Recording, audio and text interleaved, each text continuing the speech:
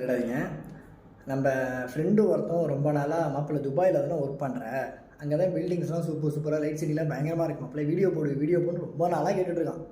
அவனுக்குன்னு இல்லை, நான் இப்போ 2 பிளேஸ் காமிக்கிறேன். அதுக்கப்புறம் வந்துட்டு இங்கே துபாயில் ஒர்க் பண்ணுற பசங்க எந்த மாதிரி பிளேஸில் ஒர்க் பண்ணுவாங்கன்னு நீங்கள் நல்லா புரிஞ்சுப்பீங்க. இதுதான் எங்கள் அக்காமடேஷன்லேருந்து வெளியில் உள்ள பக்கம்.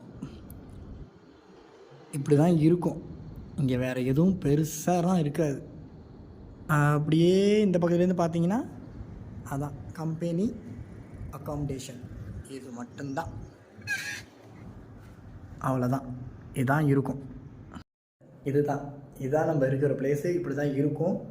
நானும் இல்லை, இந்தமாரி துபாயில் கம்பெனி ஒர்க் பண்ணுறவங்க முக்கால்வாசி பேர் இந்தமாரி பிளேஸில் தான் ஒர்க் பண்ணுவாங்க. நான் இங்கேருந்து சிட்டிக்கு போகணுன்னாலுமே 1 hour 1.5 hours ட்ராவல் பண்ணி தான் போயாகணும்.